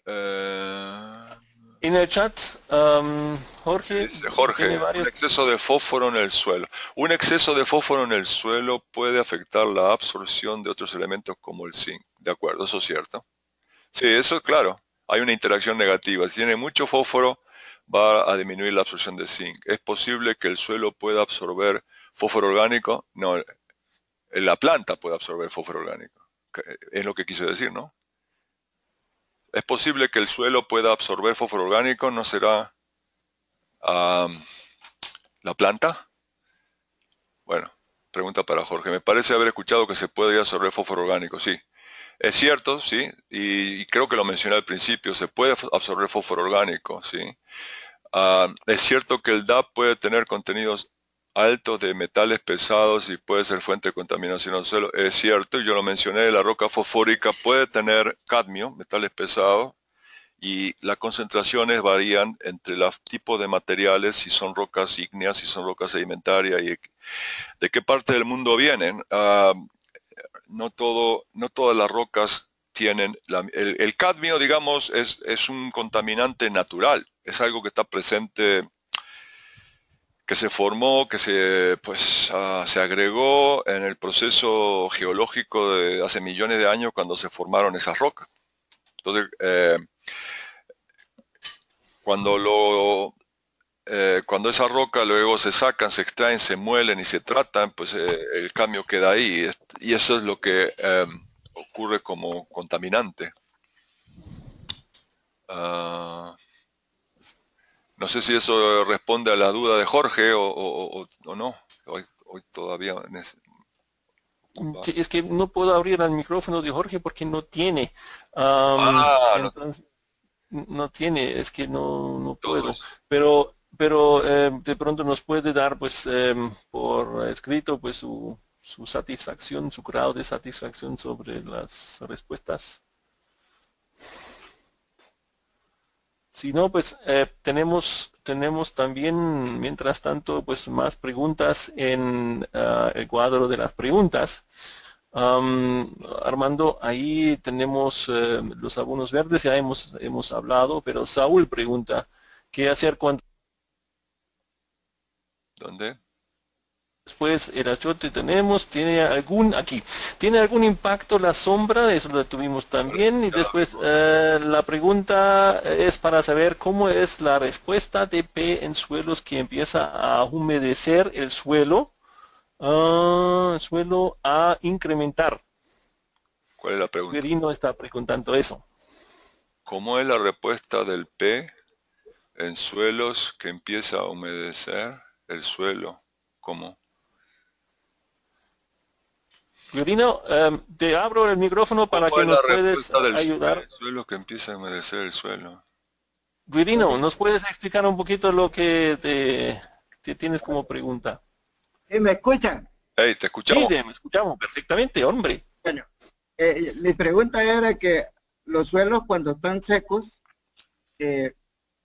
y empiezan las lluvias a caer a inicios del invierno, empieza el fósforo a estar soluble en la solución del suelo o qué es lo que sucede, porque hemos visto que a veces los pH son bajos cuando está seco el suelo, pero a medida va humedeciendo con la lluvia, el pH va subiendo. ¿Cómo está el fósforo en esas condiciones? Claro, al humedecerse el suelo, quedar en condiciones, sobre todo cuando se humedece y permanece húmedo, ¿no? O sea, yo explicaba, vamos a ver si tengo transparencia. Bueno, si no lo voy a dejar así. Al humedecerse el suelo, entonces esos compuestos insolubles de fósforo y hierro, que estaban formando, donde estaba formando parte el hierro en tipo férrico, o sea, con el valencia +3, se transforman en ferroso, o sea, compuesto de fosfato ferroso, que son más solubles. El hierro en forma ferroso, con +2, con carga +2, es más soluble en agua que con carga +3. Entonces, eso es parte de lo que ocurre en cuanto a solubilidad de los compuestos, simplemente por efecto de óxido reducción. Además está el efecto de pH, que efectivamente a medida que el suelo se inunda, se satura, los pHs generalmente son más altos en promedio, aunque los suelos inundados, por ejemplo, los suelos de arroz inundado tienen una variación en pH diurna, o sea, debido a que cuando están inundados todo el tiempo y hay algas, por ejemplo, creciendo y la misma planta está haciendo fotosíntesis, entonces varía las concentraciones de anhídrido carbónico en el agua. Cuando las concentraciones de anhídrido carbónico suben porque hay menos fotosíntesis, el pH baja porque se forma ácido carbónico. Cuando la planta está tomando el anhídrido carbónico del agua, baja la concentración y el pH sube. Entonces hay una secuencia diurna si ustedes miran el pH de un suelo inundado, en general es mayor que en suelo seco, pero a su vez dentro de un día va a cambiar ese pH. Entonces la resultante de estos procesos que ocurren a nivel o debido a los cambios de pH y debido a las condiciones de óxido reducción, cuando ustedes pasan raya y hacen el balance, ven que el fósforo, hay más disponibilidad de fósforo. Entonces, yo creo que es el proceso que tú estás mencionando, Quirino, ¿no? Sí, así es, sí. Tenía otra respecto. Usted habló de que cuando había... No, ahora estás abusando pues del micrófono, pues. Tengo otras preguntas en camino, pero por favor adiciona tu pregunta ahorita al chat de preguntas para que seguimos en orden un poquito. Tenemos tiempo todavía, entonces, Quirino, pues por favor, y regresamos en pocos minutos a tu otra pregunta. Gracias. Ahora, Armando, Jorge Martínez ya preguntó ya 2 veces algo muy relacionado a lo que hemos hablado ahorita. ¿Qué recomendaciones nos da para el manejo de rastrojo de arroz por inundación, quemado e incorporado?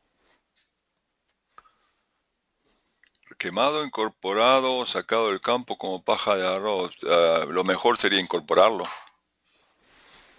Sí, definitivamente. Incorporado. O sea, quemado, bueno, primero cualquiera de los dos, quemado o sacado, está asociado con una pérdida neta de nutrientes, ¿no? Es decir, desde el punto de vista de nutrientes en general, no nada más del fósforo. O sea, desde el punto de vista de fósforo solamente, el quemado lo que hace, digamos, ahí van a quedar, en la ceniza va a quedar los fosfatos, ¿no? La forma inorgánica de fósforo. Pero lo que se va a perder es el resto, o sea, el nitrógeno y azufre que están en la paja.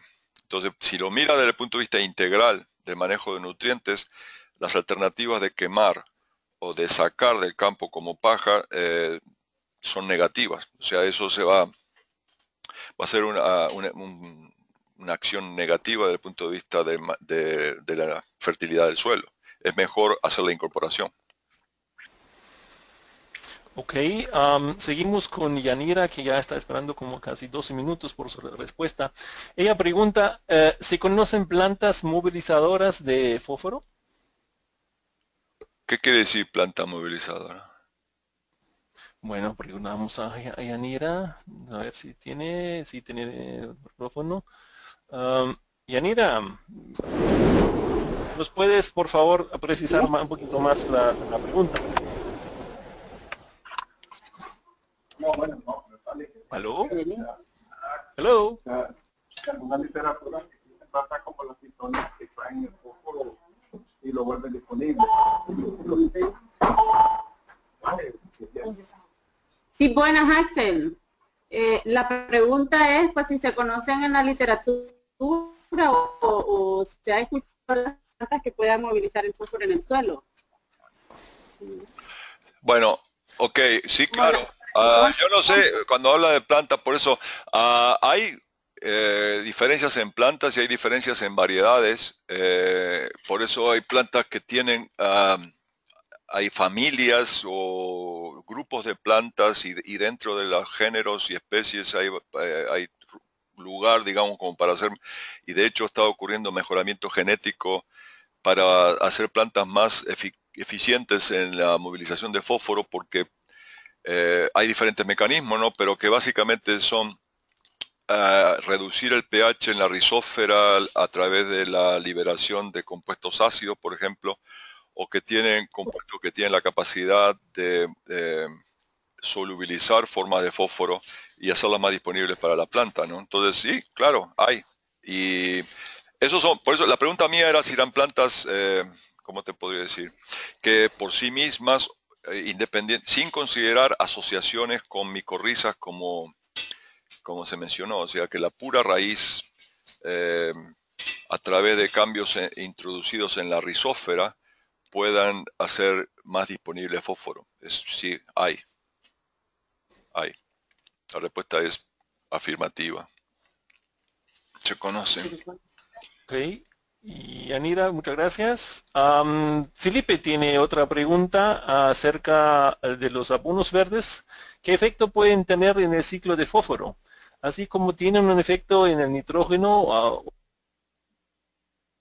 Bueno, pero esto lo mencionaba recién, ¿no? De la conveniencia de la incorporación, de la transformación de fósforo inorgánico a orgánico y la liberación al descomponerse, ¿no? ¿No le habíamos visto ya esa pregunta?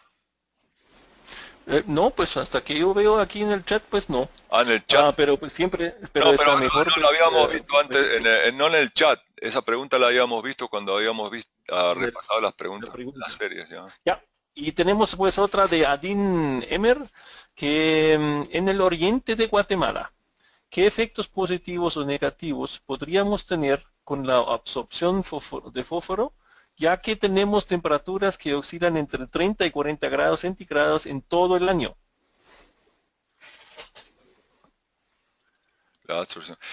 Bueno, yo no tengo datos específicos por temperatura. Lo que tengo es lo que mostré en cuanto a las diferencias en temperaturas, vamos a decir, promediales, ¿no? O sea, comparando zonas tropicales con zonas templadas. Ahora, si están en la zona del oriente de Guatemala y ya quieren ver específicamente los efectos de temperaturas específicas de 30, 35, 40 grados, a ese nivel no sé. O sea, que la pregunta sería si baja, si el suelo, la temperatura del suelo subiese de 30 a 40 grados, ¿qué impacto tendría en la absorción del fósforo? Yo no conozco por lo menos un estudio que me dé los datos cuantitativos. Lo que puedo, en términos generales, es lo que mencioné, de que va a haber más absorción que en suelos más fríos, digamos, con temperaturas menores. Pero ¿qué valores porcentuales o qué índice? No lo conozco realmente. No habría que investigar si alguien alguna vez hizo ese tipo de investigaciones en esas condiciones. No conozco. Bueno, no sé, de pronto Adin nos puede también precisar un poquito, porque temperaturas 30 a 40 grados no creo que son temperaturas de suelo, son más bien temperaturas pues, de aire, ¿no? Pues con su, bueno, no tenemos pues idea sobre la temperatura en el suelo y lo que causa esto, porque no creo que haya un suelo que tiene 40 grados en Guatemala. A ver, Adin, ¿nos puedes de pronto pues mejorar esta idea? Adin. Adelante. Sí, sí. Hola. Grado, temperatura ambiental. Ambiental, sí. Pero Sí. La temperatura en el... sin y con coberturas, ¿tenemos alguna idea sobre cuáles son las temperaturas del suelo realmente? Cuando hay 40 grados afuera en el ambiente, bueno, al aire. ¿Tenemos esa información? No le escuché, que tengo mucha Sí. interferencia de sonido Sí, aquí en el área donde estoy, ajá. Sí, Adin, la pregunta era de que tú estás hablando de temperaturas entre 30 y 40 grados. Ajá. Suponemos de que esos datos son de temperaturas de ambiente, del aire. Ajá. Sí. Y te pregunté si tenemos información acerca de las temperaturas en estos ambientes en el suelo. No, fíjese, datos sobre eso si no se manejan en el área, como es. Solo manejamos lo que es temperatura ambiental, ¿va? Temperatura del aire. Ajá. Ya. Como estábamos hablando aquí, ¿verdad? De lo que es la temperatura. Por eso que hice esa pregunta, para salir un poquito de dudas sobre eso. Pues sí, bueno, obviamente es una buena pregunta. Pues muy poco sabemos sobre la temperatura en el suelo y además con cobertura, sin cobertura, ¿no? Y qué tan profundo pues después es el perfil del calor dentro del suelo. Pero yo siempre pues mi primera respuesta en eso es de que esas temperaturas afectan altamente el contenido de agua. Y la disponibilidad de agua, y por lo tanto también tienen también su relación con la solución de suelo de agua en el suelo y los nutrientes adentro. No sé si Armando tú puedes ampliar un poquito este concepto.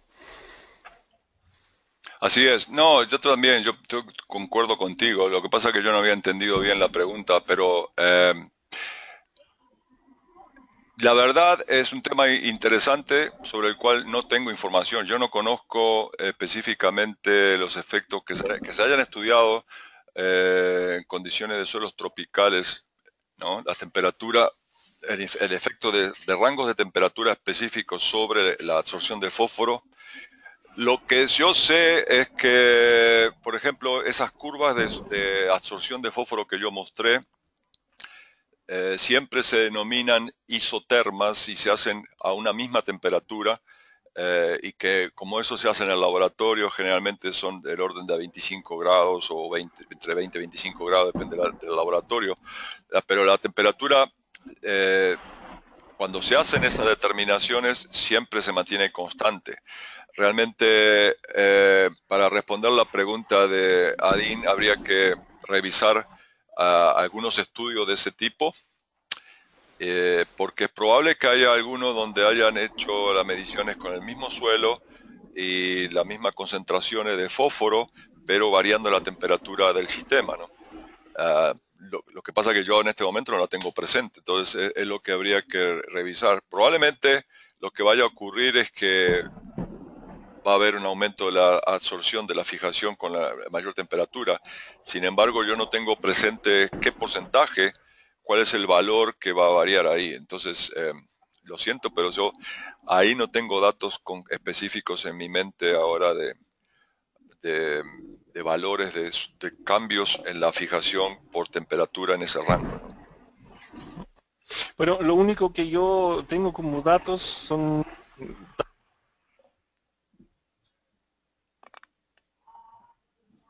del suelo a través del año en una zona cafetera en el centro del país de Colombia, y se dio de que el suelo ya con cobertura de plantas tiene un efecto bastante, digamos, está nivelando la temperatura, los cambios en el nivel de temperatura en el suelo en los 10 centímetros es mínimo a través del año. Así que pues primero creo que hay que establecer realmente el efecto de las temperaturas ambientales sobre pues las temperaturas a 10 centímetros en el suelo, y en caso tal esto es realmente algo significativo, ver pues qué sería pues el efecto de estas temperaturas sobre la disponibilidad de fósforo y el manejo de fósforo. Ahí creo que estamos todavía pues como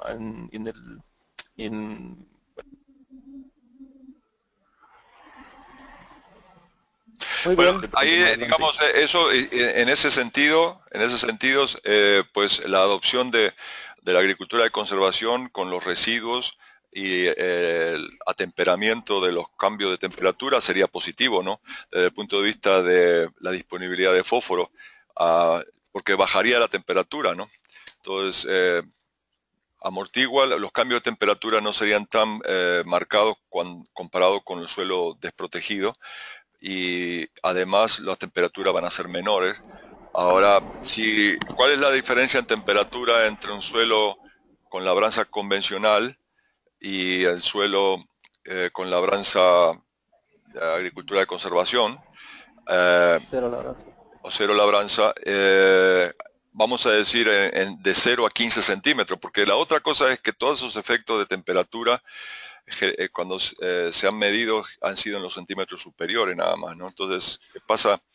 Probablemente hay diferencias. ¿Qué tanta diferencia va a haber en los primeros 15 centímetros o en la zona donde está la concentración de raíces desde el punto de vista de la diferencia de temperatura y los impactos en la absorción de fósforo, ¿no? Y esto en cultivos anuales. Está hablando de café, por ejemplo. Eso está relacionado con otra pregunta que había antes de el efecto de la sombra, ¿no? Si tiene café con sombra o café sin sombra, ¿qué impacto tendría esto mirado desde el punto de vista del proceso de absorción nada más? Bueno, Adin, creo que pues ahí tenemos pues todavía un poquito de falta de conocimiento, pero sin embargo Sí. creo que el simple hecho sobre pues la temperatura. Sí, ya estoy tomando datos sobre sobre lo que dijo aquí el doctor, ¿verdad? Sobre alguna medición de temperaturas con cobertura y sin cobertura, ¿verdad? Para ver qué efecto también tienen. Sí, y yo creo que uno de los puntos principales ahí también es ver pues la disponibilidad de agua. Creo que de pronto esto es el impacto más grande sobre la disponibilidad de fósforo que pues cualquier otra cosa en el suelo.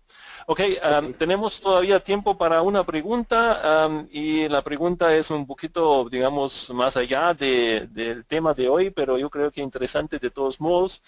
Jorge Martínez de Nicaragua pregunta: pero ¿qué pasa con la contaminación por liberación de metano con la incorporación de rastrojo de arroz?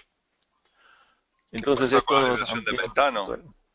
Sí, en el proceso. ¿Pero qué tiene que ver eso con el fósforo? ¿Está hablando del fósforo o está hablando de los gases tipo invernadero o qué? Ya, pues esto hay que preguntar a Jorge. Como todavía no tiene su micrófono, entonces Jorge, pues de pronto nos puedes escribir algunos 2, 3 letras sobre pues de dónde viene tu pregunta. Así es que no tienes micrófono, así es que por los gases.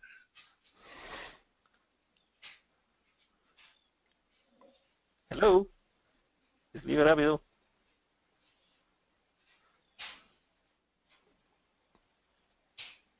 Armando, yo creo que él está hablando de los gases invernadero. Sí, bueno, sí, pero ¿qué te puedo decir? Obviamente, si hay liberación de metano, eso no es bueno para los gases invernaderos, ¿no? Pero yo no sé si eso tiene que ver con, los gases metano tienen que ver con la incorporación del rastrojo o con la producción de arroz inundado. Yo creo que la producción de metano en los sistemas de arroz de inundación está relacionado con las condiciones de inundación. O sea, yo no conozco que el efecto de la liberación de metano esté asociado con la incorporación de rastrojo. O sea, porque eso sería válido para cualquier cultivo, ¿no? Sí. O sea, yo no conozco que por incorporar residuos o por incorporar abonos verdes aumente la liberación de metano. Yo creo que en el caso, la liberación de metano asociada con la producción de arroz está asociada con el manejo de agua por el tipo de cultivo inundado. Ese es el problema, ¿no? Bueno, esto no me lleva también ahora para pues terminar el webinar de hoy.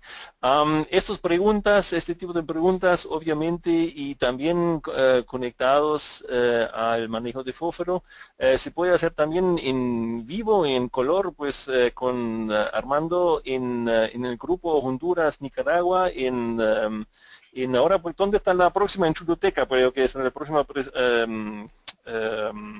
el seminario presencial Sí. que vamos a tener. Entonces ahí también hay posibilidades de preguntar otra vez acerca de los temas ya tratados. Jorge Martínez, ¿de dónde es? Es bueno, de Nicaragua. Ok, está, perfecto.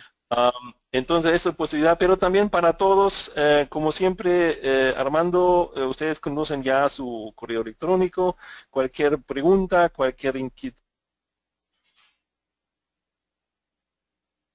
Bueno. O a nosotros de su coordinador SRS o a mí, nosotros también vamos a otra vez mandarles o tratar de mandarles los links para los materiales de este webinar de hoy sobre aspectos básicos de manejo del fósforo. Siempre estamos a la orden, entonces cualquier pregunta sobre esta introducción, sabemos de que el tema es muy amplio, el tema pues requiere estudio, el tema quiere pues dedicación, pero es uno de los temas que manejamos ya o empezamos a manejar en el campo como es muy importante. Entonces nos pareció de que esta introducción es también importante para todo el cuerpo técnico porque nos abre también algunos de pensamientos sobre pues ya qué tenemos en el campo, cómo vamos a saber pues qué tenemos y qué necesitamos reponer y cómo lo hacemos de manera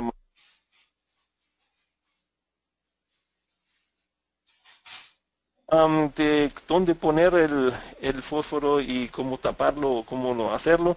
Entonces yo creo que era unas 2 horas bien invertidas hoy en este tema. Le agradezco a todos pues la participación y dejo a Armando otra vez pues antes de decir gracias también a Armando pues para despedir a los participantes y cerrar el webinar.